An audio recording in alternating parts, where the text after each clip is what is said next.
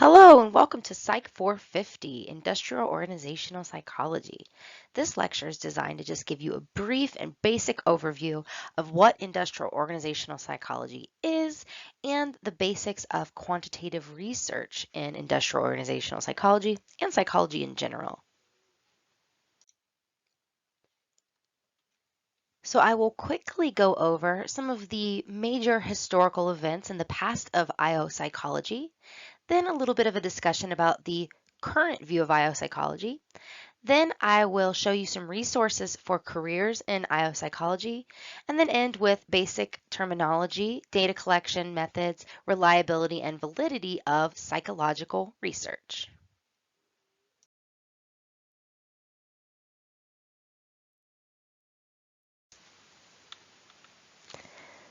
So the field of psychology has actually been around since 1879, when Wilhelm Wundt, a German, founded the first laboratory dedicated exclusively to psychological research. Now, the beginnings of psychology were really focused on the more clinical side of psychology. And it really wasn't until 1917, when the Journal of Applied Psychology was first published, that psychologists started to think more about the applied side of psychology. So how do you take these psychological principles and then put them into practice? And the journal was also focused on vocational activities such as law, art, public speaking, industrial and commercial work. So this was really the first journal that was publishing research that is related to IO psychology. Now, if you want to learn more about the Journal of Applied Psychology, it is still around, and you can click on this little link right here, and it will take you to the website for the Journal of Applied Psychology. Now, IO psychology really didn't become legitimized until World War I, and this was because researchers developed intelligence and personality tests that were used to quickly make predictions about the performance of recruits and rapidly assign them to the most appropriate duty stations. So using IO tools, they were able to quickly and effectively assign different people to different roles that were the best fit for them. Now, after the war, the growing industrial base during the Industrial Revolution in the United States furthered the need for IO psychology. And in the 1930s, the Hawthorne studies conducted at an electric company in Chicago demonstrated that employee behavior is very complex and that interpersonal interactions with managers and employees play a tremendous role in employee behavior. The study also investigated how work environment issues such as the effects of lighting, temperature, and rest impact performance. Now, interestingly, while they were conducting the Hawthorne studies, researchers realized that employees changed their behavior and became more productive when they knew they were being observed. This is called the Hawthorne effect, and some of you may have heard of this already, but it's essentially just the concept that when you're being watched, you're usually on your best behavior. So observational research has to take that into consideration and maybe find a covert way to observe employees so that they don't change their behavior and act their best when they know they're being watched. Now, the civil rights movement also legitimized IO psychology in the 1960s because many pieces of civil rights legislation were passed, making organizations legally liable for the fairness of selection techniques and employee treatment. And during this time, many IO psychologists were employed to help organizations evaluate the legalities of hiring practices. So these days, IO psychology has a really broad focus, and you can see the definition of IO psychology right there on the slide, and that comes from SIOP, which is the Society for Industrial and Organizational Psychology. And if you read that, you can see that it is extremely broad and can be interpreted in a variety of ways. Basically, if you're studying something about employee effectiveness or employee well-being in the workplace, you are studying IO psychology. Now, IO psychology is kind of unique in that it's a synthesis of multiple fields as they apply to people in the workplace. So IO psychology usually forms the basis for HR management practices. So IO psychology research can determine the best practices for employee selection, training, compensation, a whole host of HR functions.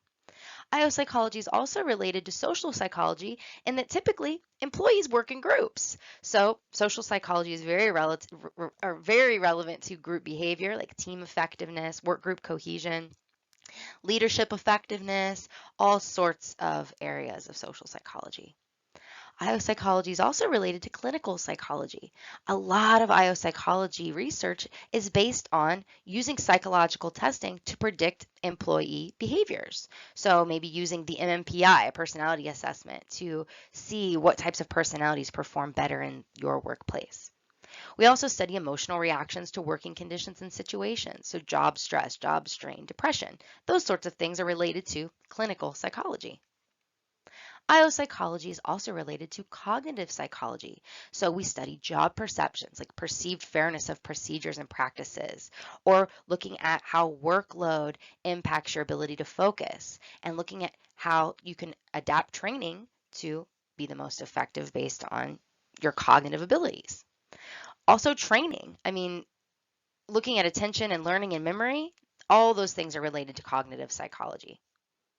IO psychology is also closely related to business. Fostering that productive work environment with happy employees is the mission of many IO psychologists, and this mission trickles down into better performance on an individual and an organizational level. Now, IO psychology is unique to business because business does have that organizational focus. Typically, success is measured in terms of profits. Now, for IO psychology, which is people focused, success is far more complicated. It can't just be measured as a dollar value. It can be measured as retention, so keeping employees, having a low quit and fire rate, performance or productivity. Now, performance and productivity are very complex and can be very dependent on the context of the situation and can be measured in many, many, many ways at any level, not, again, just money. We also look at employee satisfaction, satisfaction with your job, your coworkers, your leadership, how engaged employees are feeling, how fair they feel treatment is, all sorts of things that aren't driven by profits.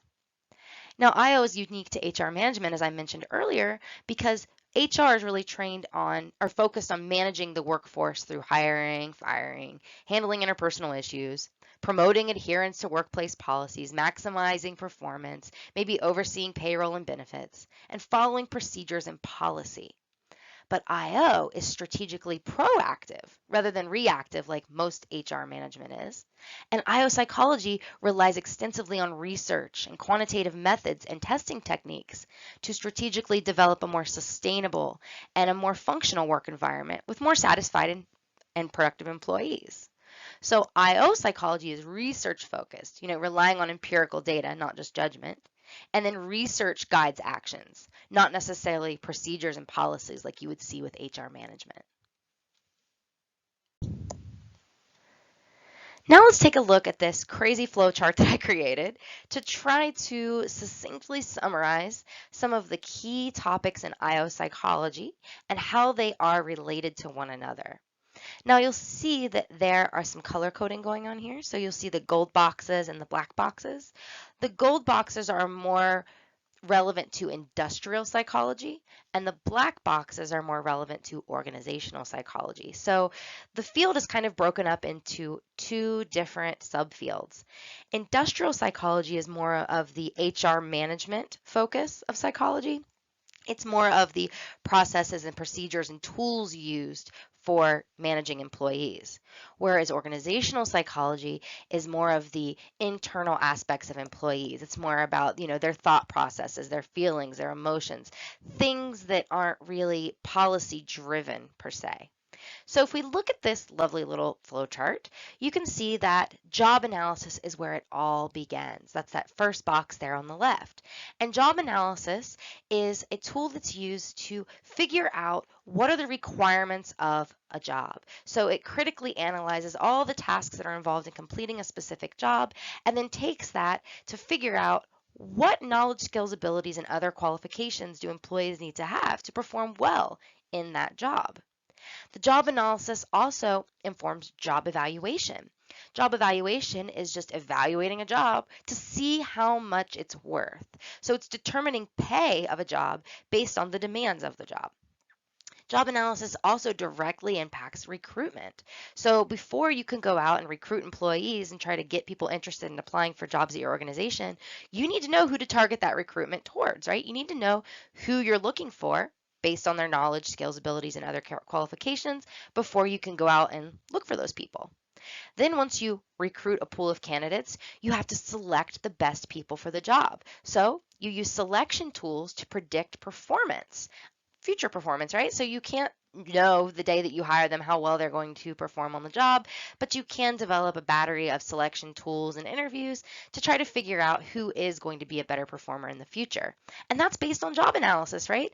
In order to know what you need to select for to develop selection tools, you need to know what performance looks like, and that is dictated by the job analysis. Then once you select, hopefully, the best employees, then you need to train them. And then that training feeds into performance, right? So you train them, and the goal is that you're training them to have high levels of performance. Now, performance can also inform training. See the double-sided arrow there? That's there on purpose, right? So you train people so they're better performers, but then if you assess some performance issues, that's an indicator that you need to do some training. So those two things influence one another. Now, performance at the individual level impacts organizational effectiveness, right? So if your employees are performing better, you're going to have a better bottom line and a more profitable organization. Now, just like performance can impact training, right? If you have a performance deficit, maybe there's a training need. Sometimes performance can influence financial incentives and benefits, right? So maybe it's not a lack of training, maybe it's a lack of incentive to do a good job. So that could also tell you that it's time to improve your financial incentives and benefits. And it goes the other way too, right? If you have a performance problem, you try to incentivize performance, well, then you're expecting that it's going to go back to improve performance. Now, if we start at the little performance link and see how it is related to the organizational side of psychology. So there's a reason that performance has a gold and a black bar around it because it's related to both industrial and organizational psychology. So if we look at organizational culture and climate, that is a very, very important topic that is beyond the scope of this lecture. I could spend a whole semester on organizational culture and climate. So if you click on that link there, you see it's purple, it'll take you to a really nice slideshow that really gets into the nitty-gritty details of organizational culture and climate. But essentially, culture is really the visual aspects of an organization that kind of tell you what the organization is all about, what the values of the organization are as a whole. And then climate is really more about your internal feelings about the organization and how you feel about the values and how you feel like you fit into that. Now, that has an impact on leadership, right? The culture and climate of an organization is going to kind of set the tone for what appropriate leadership within the organization looks like. And then leadership feeds back into how employees feel about the organization and the culture and climate in general. Now, leadership is directly tied to performance because if you are a better leader, your employees are probably going to be better performers. But it's also indirectly tied to performance through the impact of leadership on employee motivation and job satisfaction and engagement and burnout and how fair they feel the organization is treating them, how fair they perceive the financial incentives and benefits to be. And those thoughts and perceptions also have an impact on behaviors, right? How they're acting in the workplace, how they get along with their coworkers, and their well-being in general, not just happiness at work, but also their health and psychological outcomes as well. And you'll see that double-sided arrow between, motivation, attitudes, and perceptions, and behaviors, group relations, and well-being, because those two things can inform each other. Your internal thought process can impact your behaviors, and your behaviors and how you interact with groups can also impact how you feel about the workplace and your motivation and attitudes. So this is just a very general model of IO psychology and how many of the topics feed into one another. And again, this is not exhaustive, and there's no really one study that tests this model. This is really just based on a lot of research and a lot of things that have come together to show how these things are related. So now that you have an understanding of what IO psychologists are interested in studying and what topics are relevant to them, let's look at the careers for IO psychologists.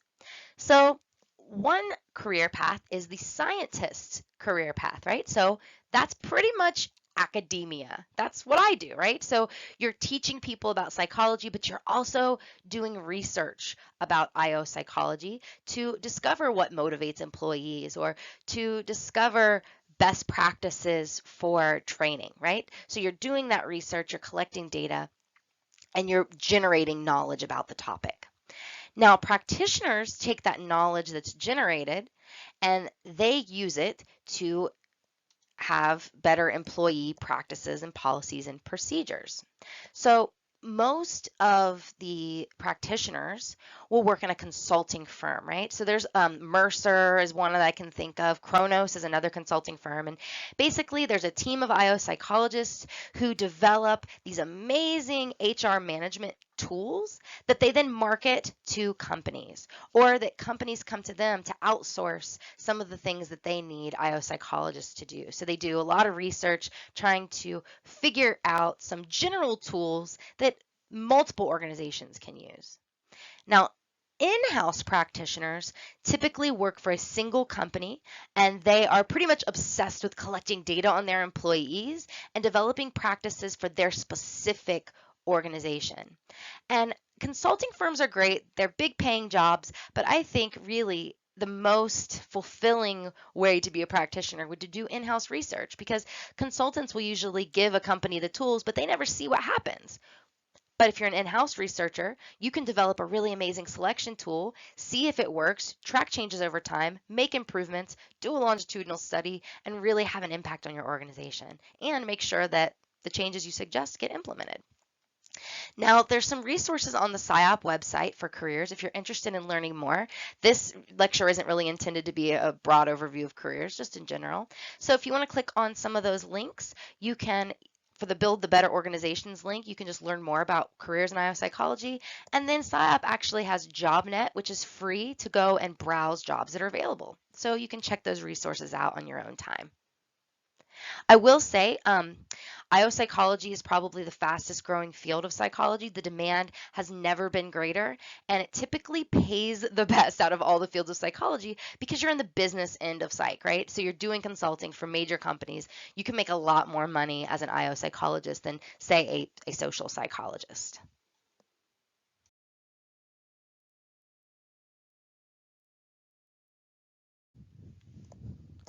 So before I start talking about the basics of research methods, I think it's important to ask yourself the question, why should I care about research?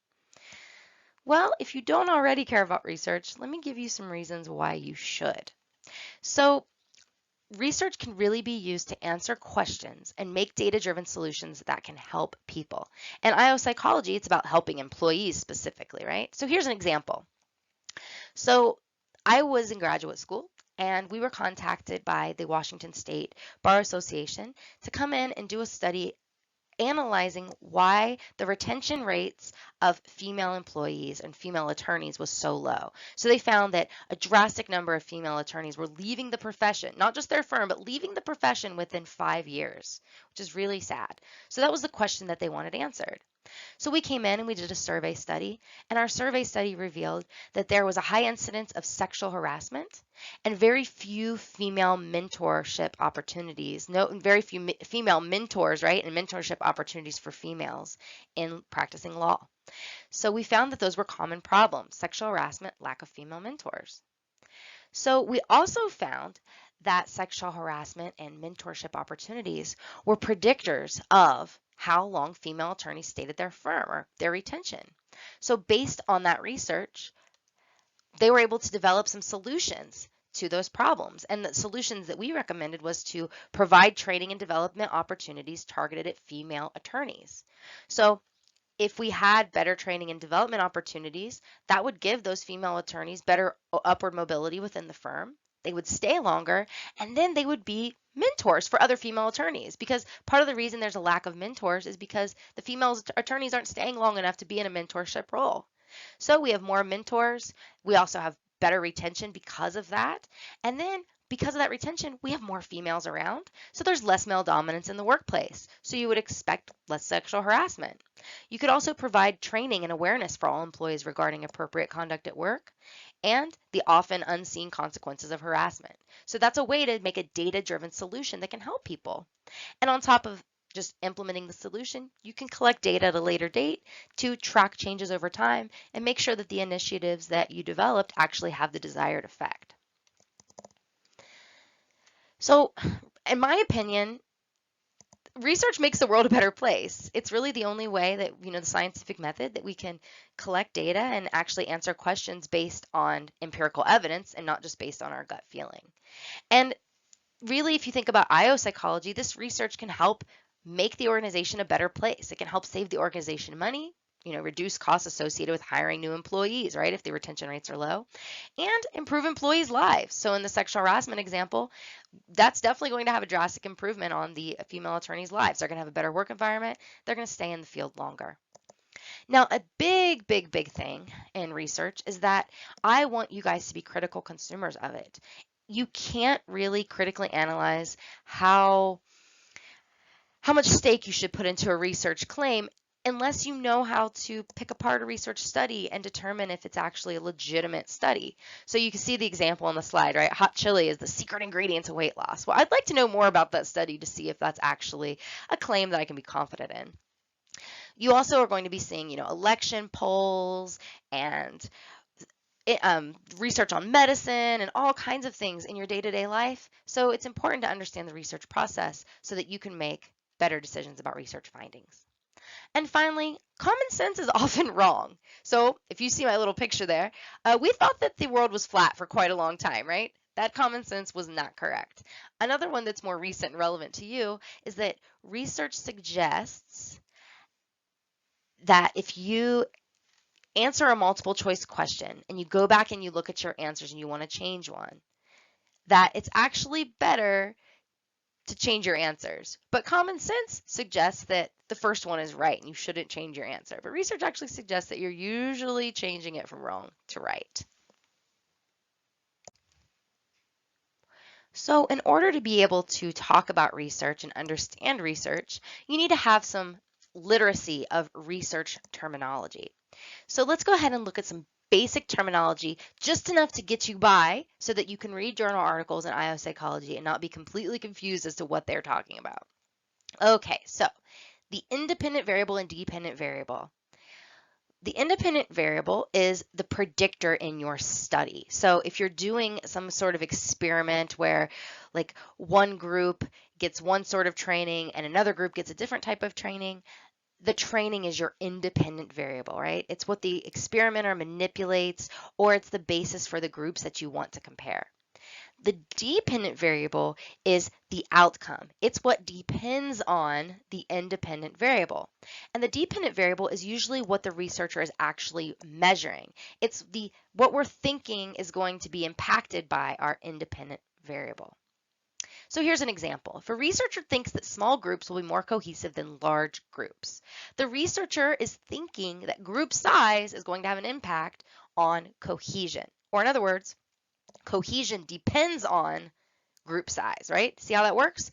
So cohesion is your dependent variable because you think it depends on group size. Now, keep in mind that independent variables can have multiple levels, right? So although in this example, group size, right, that's a single independent variable, there's two levels of that independent variable, the small group and the large group. It's also important that you understand the difference between a population and a sample. So a population is every single person that you're interested in, right? Every single person that you would like to apply your research findings to. But in reality, we almost never ever have access to our entire population. As an IO psychologist, most of the research I do is really, I'm interested in all employees. I am not going to be able to do a study with all employees. So luckily, I can take a sample from the population, study them, and then try to apply those findings to that population. And I'll talk about different sampling strategies in a minute, and some are better than others. But in general, for now, just know that the population is everybody or everything that you're interested in. And then the sample is a subset of that population that you actually study. And then you try to use that sample to make inferences about the population at large. So you can see this little visualization, right? We've got everybody over there on the left, and there's 17. And you see the large N there? That is the statistical notation for your population size. It's an uppercase N. And then we have 6 people taken from that population. Lowercase n equals 6. So lowercase n, that is the statistical notation for the sample size. And it's also important to know that whenever we're talking about a number that describes a population, we call it a parameter. And whenever we are talking about a number or a value that describes the sample, we would call that a statistic.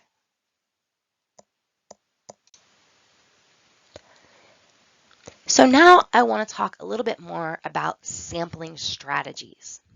So by far, the best type of sampling strategy is a random sample. Now, there's 2 different types of random samples. One is just a random sample where basically everybody from the population has an opportunity to be selected. And in order to have that criteria, you have to be able to reach everybody in the population. So you can imagine if your population is pretty large, it's difficult to do.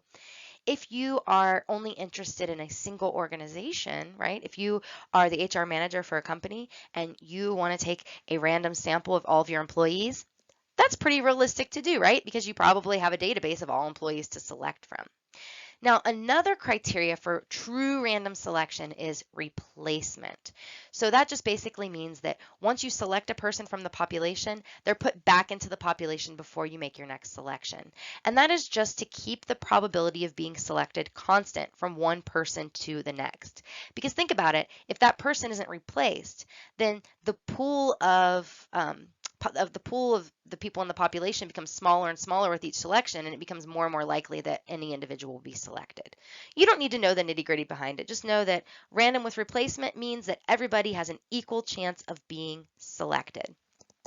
Now, the benefit of a random sample is that you expect that these individual differences are going to be evenly distributed across groups, or within your sample.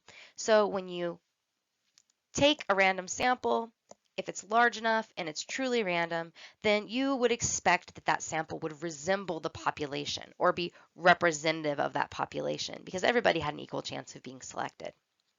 Random samples are rare. I mean, even in a situation where you get a true random sample to begin with, oftentimes ethics require voluntary participation. So, for instance, I did a study at Washington State University where we were looking at diversity climate perceptions among students. And the registrar's office gave us a beautiful random sample of 300 people to study. Well, we sent the survey out to those 300 people, and our response rate was terrible and sad, and I think we only had about 55 people reply to the survey. So what started off as nice and random turned into, what I'm going to talk about next, a convenience sample because I had to rely on voluntary participation. So convenience sampling is by far the most common sampling strategy. You basically just study who you can. Whoever you can get your hands on, you're going to study them. Now there's some considerations when it comes to convenience sampling. So one would be like a captive population. And from an ethics standpoint, probably not the best way to do research, but probably the most convenient of all kinds of convenient sampling. So I kind of alluded to employees earlier, right? If you work for an organization and you want to do research, you have pretty easy access to those employees. And as the boss, you can require them to participate in whatever type of study you are conducting. So that's more of a captive population. Prisoners are another literally captive population where there's all kinds of research that's conducted on prisoners where it's not really voluntary. They don't really have a say in whether or not they participate. That kind of research isn't necessarily ethical, but if you aren't trying to publish your findings in a scientific journal and you're just doing in-house research for your own knowledge, there's no approval process to go through to make sure that your studies are ethical. So keep that in mind. It's kind of scary. Now, the most common type of convenience sampling is volunteer-based. And in psychology research, a lot of studies are conducted with Psych 101 students who are offered extra credit or who are required as part of the class to participate in a couple of studies that are ongoing on campus. So a lot of researchers in academia, they have access to students, and that is who they study. So when we start to talk about validity and reliability, you need to ask yourself, are those findings within that sample of students, is that really going to apply to the real world? It's kind of a major consideration that you need to think about. Also, paid participants, right? So you could put an ad in the newspaper and say, I'm doing a study examining work-family conflict, and if you have a family and a job, you know, we'll pay you $500 to come and participate in this study. You have to be careful with that. So really, you have to think about, is this incentive that I'm offering so much that the person may participate against their best interest? And if so, that's not ethical. Now, I've just thought about this actually. So you're looking at captive populations. You may think students are captive populations, right? You might be like, wait a minute, you're requiring me to participate in research to take this class? This is ridiculous. Well, typically students aren't considered captive because they're protected by something called the Institutional Review Board, the IRB. So colleges and universities have a governing body that makes sure that any research you're doing on human subjects adheres to ethical codes of conduct. So typically when people are doing research on students, it's because they're affiliated with an institution and they want to publish their research and they have to get their research approved through the IRB. So one way to get around the problem with ethics when you're doing research on students and you're requiring them to participate in research as part of a class is you have to create an alternative assignment. Like, okay, if you can't participate in the study, you need to write a paper on something to get the equivalent number of points. So just keep in mind the different ways to access samples, and just keep in mind too that random sampling is the best way, but it's also the least common. Because think about, if you're doing research with a set of volunteers, the people who volunteer may be inherently different from the people who didn't. So your research results aren't going to apply to everyone. So now I want to talk about the difference between an idea, a hypothesis, and a theory. So ideas are really just kind of like an observation or a question that you're interested in answering, right? It's not really based on anything that you know about the topic. It's just really based on something you're interested in. So this could come from an organizational problem or issue. So for instance, you could say, hey, I wonder why my employees can't get to work on time, right? Or I wonder why certain employees are tardy and some aren't, right? Um, Research questions or ideas can also just come from professional interests. So if you spend your professional research career investigating a topic like sexual harassment or leadership effectiveness, then you're probably going to have ideas and research questions based on that field of expertise or that area that you're interested in studying.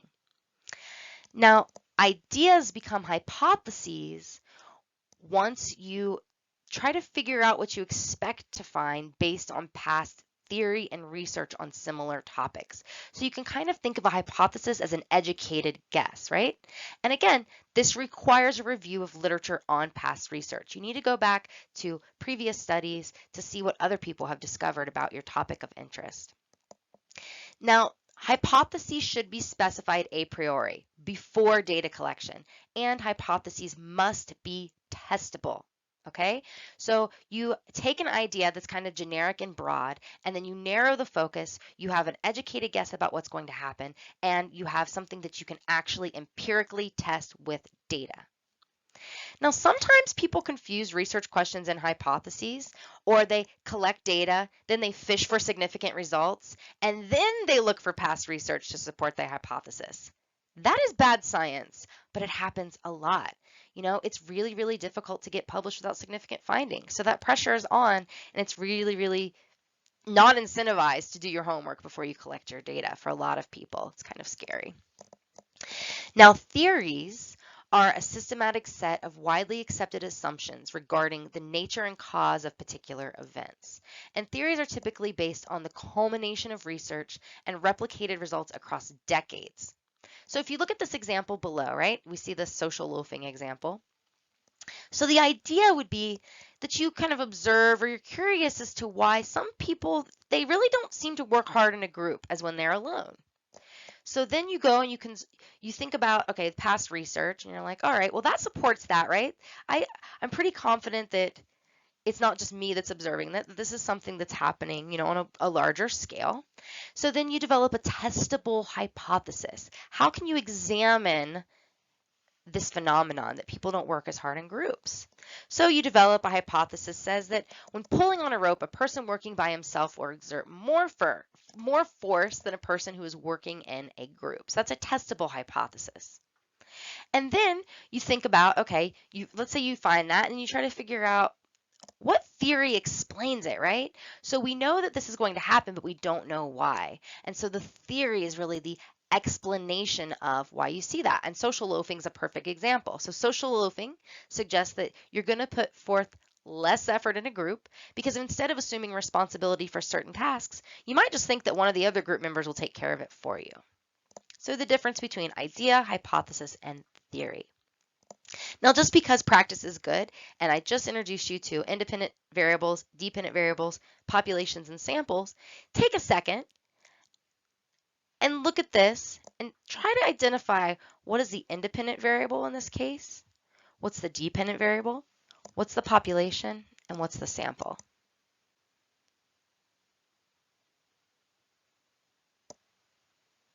Okay, pause it if you want. All right, so in this example, your independent variable would be the type of work group, right? And there's two levels. Either you're alone or you're in a group. Either you're pulling that rope by yourself or you're doing it in a group.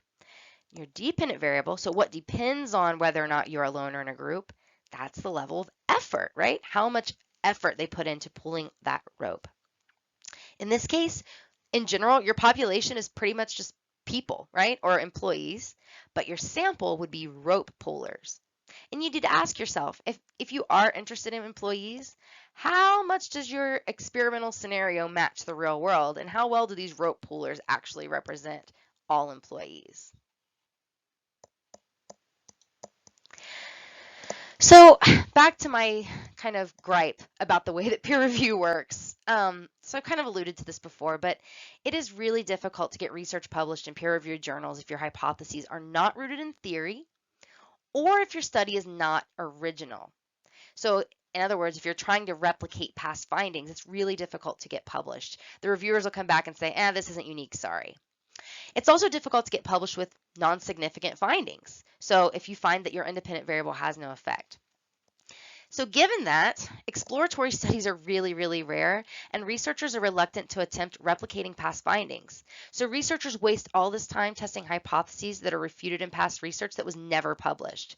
And reliable theories are really difficult to develop.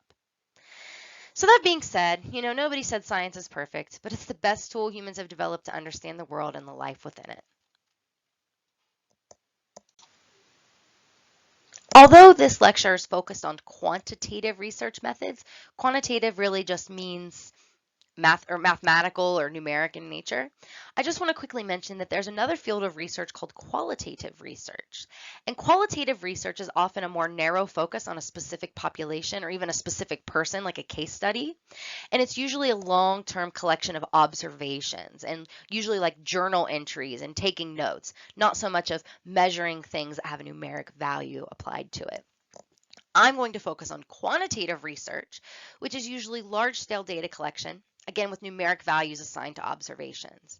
This makes your hypothesis testing possible because we can calculate values to test for something called statistical significance, which you'll learn about in the next lecture.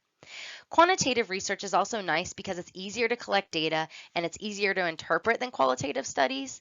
And one problem with quantitative research is that it's a little bit less informative than qualitative research because typically you are using, survey scales or ranking or some sort of assessment tool where response options are limited. And maybe you forgot to measure some important and unanticipated aspects of your research topic. So one way to get around those problems is to use a combination. So for example, on a survey, you could have items that are measured on a numerical response scale, but then have follow-up open-ended questions where they could respond to things that maybe the survey didn't capture, or maybe they can elaborate further on something that the survey did capture. So let's go ahead and look at the different types of quantitative research methodology. So the first and the most sophisticated of all these designs is called a true experiment. And a true experiment is the only type of study that has causal inference implicated by it. And what I mean by that is if you conduct a true experiment, assuming that you have a really good sample, you can be pretty confident that whatever you observed in that sample would be observed in the population. Or you could be confident if you get significant results that your independent variable actually caused your dependent variable. Now there's certain criteria that have to be met to make that kind of assumption. And the three criteria are right there on the slide. Randomization, manipulation, and control.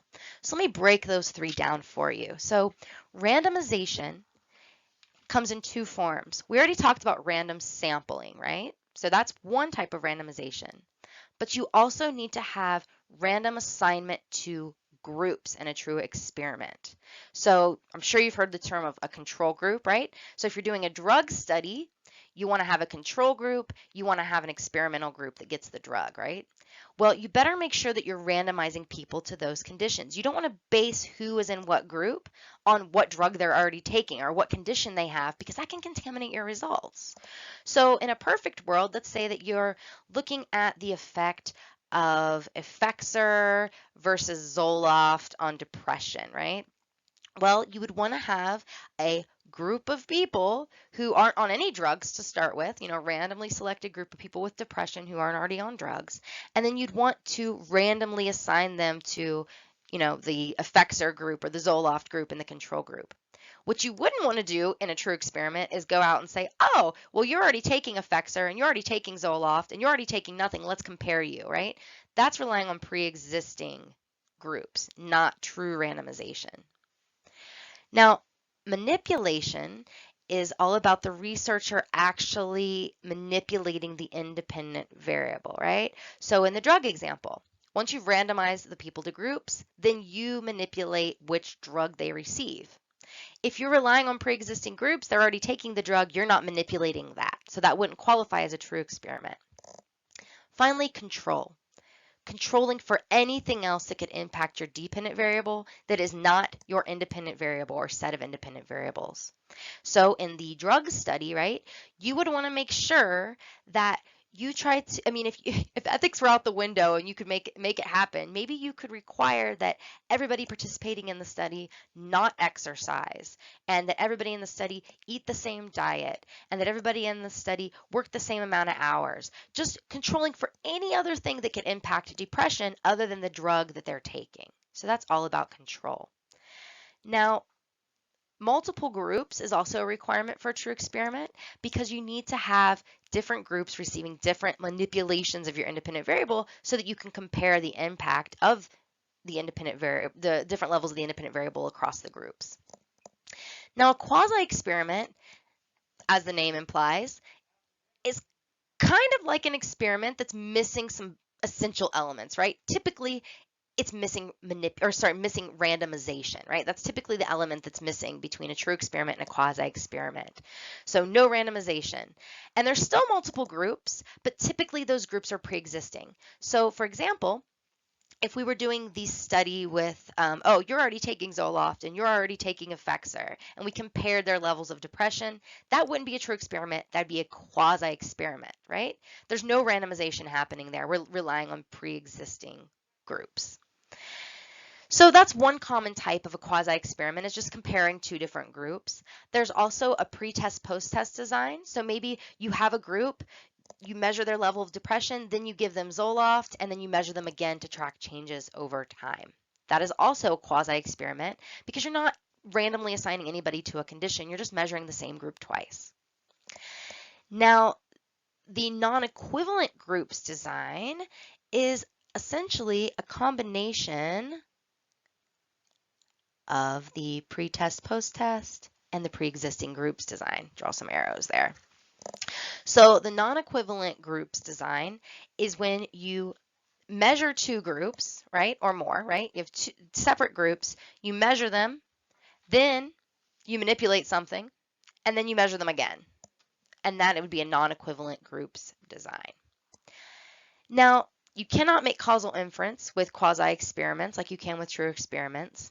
And you certainly can't make causal inference with correlational studies. So correlational studies really just kind of like the naturalistic observation or assessment of what's happening. You're not grouping people up based on any criteria. You aren't manipulating anything. You're just looking to see how variables are related naturally. So there's really none of the aspects of a true experiment involved, and you're only looking at a single group to see how multiple variables are related within that group. So for instance, if you wanted to see how age and salary were correlated, right? You may think that as you get older, you're going to have a higher salary. You're not manipulating anything. You're not putting people into groups. You're just seeing how two variables are related. Now, within those different types of research methodology, there's different types of research settings. Now, the laboratory is very common with true experiments. That's where you are in complete control, right? That's where that control comes into play for that one criteria for the true experiment. If you're in a laboratory setting, you can control the temperature, you can control the lighting, you can control everything that the people experience so that you're ensuring that the only difference between your groups is which level of the independent variable that they receive.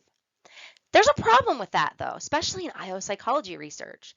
Typically, the laboratory is not going to be the same environment as the work environment. The stakes aren't as high if something were to happen in the laboratory. It's not like you can get fired, right? So you may be skeptical as to whether or not what you observe in the laboratory would be observed in the real world. That takes me to field studies, right? So field studies are more realistic scenarios, but it's difficult to have that level of control within a field study. You really can't control for things that are going on in the natural world. But you can be more confident that what you observe in the real world setting would probably be similar to what you would observe in the real world itself. Archival data is another type of research setting where you don't really go out and collect data. You just base it on like sales figures or data that you've already collected and then you want to analyze. And then the internet is probably going to be the most popular research setting from now on. Technology is great. So a lot of people do internet research where they collect survey data, right? So there's this thing called the snowball effect. So if you want to do some research, and I've done this in my methods class, I'll have students post their survey to Facebook and say, hey, take this survey and pass it along, right? That's a really easy way to collect data on the internet. You can also go on the internet to recruit people to participate in your study. There's sophisticated software now where you can develop experiments within the internet where there's different, whoever clicks the link randomly gets assigned to a group. They participate in different conditions on their computer. Like, it's magical. So the internet is probably going to be the most popular way to do research from now on. So now that you've been introduced to some basic terminology and types of research methods, let's figure out how to be a critical consumer of that research. So what considerations do you need to take into account when you're assessing how confident you should be in the results of a study, right? So we already talked about causal inference is only possible in a true experiment, right? That's the only type of study where you can be confident that your independent variable actually caused your dependent variable if you find significant results. But you also have to take into consideration the materials that were used in the study. So the type of manipulation that was used, how effective was it really? Was that manipulation of the independent variable doing what you thought it did? How well did you measure your dependent variable, right? You have to be confident in the way that you manipulate and measure things in your study to then be confident about the results. So that's what reliability and validity is all about. So now let's take a look at reliability and validity and the specific types. So I could spend a whole semester on reliability and validity, but I'm not going to. That's not the purpose of this lecture or this class. I'm just trying to give you the basic information that you need so that you can critically consume the research that you are going to be exposed to this semester so that you can identify the limitations of specific types of studies based on how reliable and valid the study is. I'm going to focus on reliability and validity of survey research because that's what the vast majority of IO psychology research is, but just keep in mind that reliability and validity pertains to other types of methodology as well. So reliability is the extent to which a score, a mean score, or individual items from a survey scale are consistent and free from errors of measurement. So the two types of reliability that I want to discuss are test-retest and internal reliability. So test-retest reliability measures temporal stability, or how consistent scores are across time. So you administer the same instrument to the same participants, and then you test them 2 separate times. And you try to see if scores at time 1 and time 2 are similar. So problems with test-retest reliability are that the characteristic or the attribute being measured may change over time, right? So maybe if you are assessing, I don't know, let's say you're assessing job satisfaction, right? So you measure job satisfaction and you're going to measure it again in 3 weeks to make sure that it's consistent. But let's say that in between the first and the second measurement, something crazy happens. Like maybe your boss gets fired, right? And you loved your boss, or something ridiculous happens and it changes your job satisfaction. And so your scores are going to be much different between time 1 and time 2. So the researcher who's looking at that might think, oh no, my measure isn't consistent across time, when in reality, the measure might be fine. It's just that something happened in between that messed up the scores the second time. So also a problem with test-retest reliability is it's time consuming and it's inappropriate for some types of survey scales measuring things that are likely to change over time, like job satisfaction or anxiety, right? Okay, so another type of reliability is internal reliability, or in other words, internal consistency. Now, think about survey scales, right? Have you ever taken a survey? And if you have, and it was a good one, you were probably asked the same thing multiple times in slightly different ways. That is intentional because nobody is going to interpret one single generic item in the same way, right? So and maybe it's a term that they're not familiar with. You don't want to throw out big terms. You want to be specific and you want to ask the question in multiple ways to make sure that the person who's responding is thinking about the same thing that you're thinking about and that everybody else is thinking about. So you want to have a lot of very specific items measuring in general the same thing instead of just a general item that they're asked. So here's an example. So let's say that I wanted to measure perceived supervisory support. Well, if I was going to do that the simple way, I would just have a survey question that says, how satisfied are you with your supervisor? That might mean something different to other people, right? So I couldn't really be confident that what one person rated as a 6 for supervisory support is equivalent to somebody else who rated it as a 6, right? If it's like a 1 to 7 scale. Instead, I could ask very specific items that are also assessing supervisory support. So I could say, all right, on a scale of 1 to 7, from strongly disagree to strongly agree, answer these following questions. Question 1, my supervisor cares about my opinions. That's pretty specific, right? It's not just how satisfied, but it's a specific aspect of what would make you satisfied. Question 2, my supervisor really cares about my well-being. Question 3, my supervisor strongly considers my goals and values. Question 4, help is available from my supervisor when I have a problem. Question 5, my supervisor would forgive an honest mistake on my part. Question 6, if given the opportunity, my supervisor would take advantage of me. So that's a negative item, right? So you have to throw those in there too, right? So again, if given the opportunity, my supervisor would take advantage of me. That's not a happy thing at all. So you would have to look at those scores to see if people are taking the scale seriously, right? Some people participate in research and they're not really paying attention to the questions. So if you see that somebody's consistently rating those positive items as a 7, like they strongly agree that their supervisor cares, but then they also rate that your supervisor would take advantage of me as a 7, you could probably be confident that person is just rating everything as a 7 and not really paying attention to the items. So those are thrown in there too to kind of quality control, make sure your participants are paying attention. So another item, my supervisor shows very little concern for me, right? That's another negatively worded item that you would throw in there to make sure people are paying attention. And then finally, my supervisor is willing to help me when I need a special favor, right? Another nitty-gritty aspect of supervisor support. So it's important to note from a mathematical perspective that those reversed worded items, right, those things that are indicative of the opposite of what you're measuring, or those things that are implying less supervisory support, when you do your calculations for your mean scores for those items, you would reverse code those items so that a 7 becomes a 1 and a 6 becomes a 2, so that you're still having larger numbers representing more supervisory support. So the reason I had to get into that discussion is because of internal reliability, which defines measurement error in terms of the consistency or inconsistency of individuals' responses to items in a single scale. So if those items are measuring the same construct, right? If all those items I talked about are all measuring perceived supervisory support, then each person should have very similar responses to those survey items, right? So it's just how consistent are responses to items that are supposed to be measuring the same thing.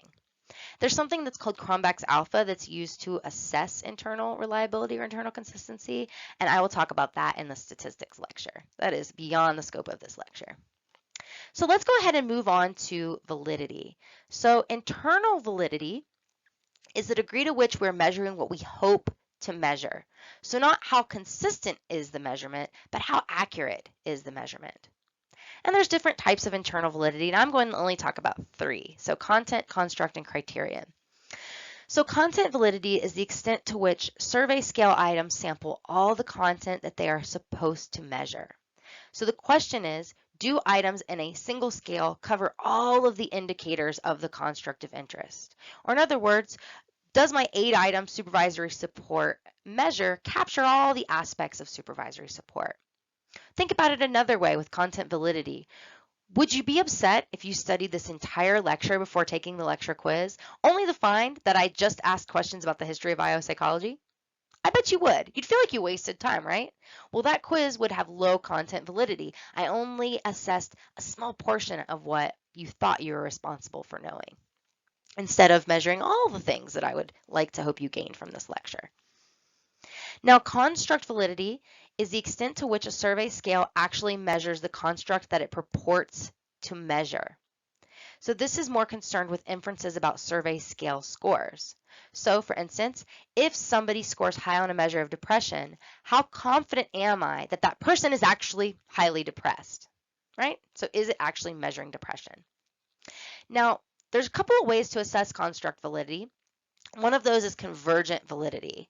So you determine the convergent validity of your scale by making sure that scores on your survey scale are strongly related with scores from a previously validated survey scale measuring a construct that should be related. So you basically say, okay, like I know that my measure of depression should be strongly related to my measure of to a measure of anxiety, right? So you see if those two things are related. Or you take a previously validated scale for depression and see if the scores on your new scale are highly related to those. Now, discriminant validity is trying to make sure that your scale is unique to something that it shouldn't be related to. So it's determined by making sure that scores on a survey scale are weakly related to scores from a previously validated survey scale, measuring a construct that should not be related to it. So it should be different from something it should be different from, essentially. The last type of construct validity that I want to talk about is face validity, and that's just really like the face of it. Like what's at face value, how valuable or how valid do you think the survey scale is? So that's the extent to which participants in a survey scale who are actually taking the survey believe that the items are relevant to what they're supposed to measure. So face validity is all about, does this look right? Now, criterion validity refers to the extent to which a survey scale is related to some outcome that is supposed to be predicted by the survey scale. So if past research suggests that depression is a strong predictor of absenteeism, you could test the validity of the depression measure by also measuring absenteeism to see if the two are strongly related, right? So you would think that those who have high scores on depression going to have more absenteeism, more missed work.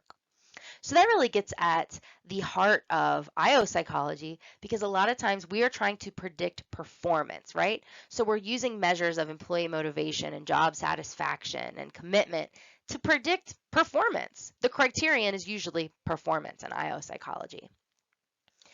Now let's move beyond internal validity, right, within the study to external validity.